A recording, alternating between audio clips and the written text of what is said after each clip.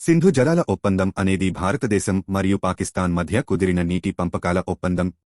ప్రపంచ bank మధ్యవర్తిత్వంతో September 1969న కరాచీలో అప్పటి భారత ప్రధాని జవహర్లాల్ నెహ్రూ మరియు పాకిస్తాన్ అధ్యక్షుడు అయూబ్ ఖాన్ దీనిపై సంతకాలు చేశారు. ఈ ఒప్పందం ప్రకారం సింధు నది మరియు దాని ఉపనదులను తూర్పు నదులు బియాస్, రావి, సట్లెజ్ మరియు పశ్చిమ నదులుగా సింధు, జీలం, చీనాబ్ విభజించారు. తూర్పు నదులపై భారతదేశానికి పూర్తి హక్కులు లభించాయి. అయితే పశ్చిమ నదుల నీటిని పరిమితంగా నీటిపారుదల మరియు విద్యుత్ ఉత్పత్తి వంటి అవసరాల కోసం ఉపయోగించుకునేందుకు అనుమతి ఉంది.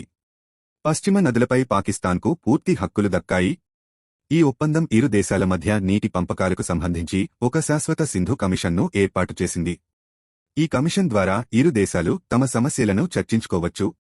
ఏప్రిల్ 23, 2025న పహల్గావ్ దాడి తర్వాత భారత విదేశాంగ కార్యదర్శి విక్రమ్ మిశ్రీ పాకిస్తాన్తో సింధు జలాల ఒప్పందాన్ని నిలిపివేస్తున్నట్లు ప్రకటించారు.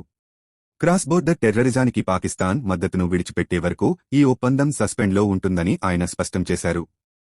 ఈ ఒప్పందం రద్దును పాకిస్తాన్ ఖండించింది మరియు ఇది జల యుద్ధానికి దారితీస్తుందని ఆరోపించింది.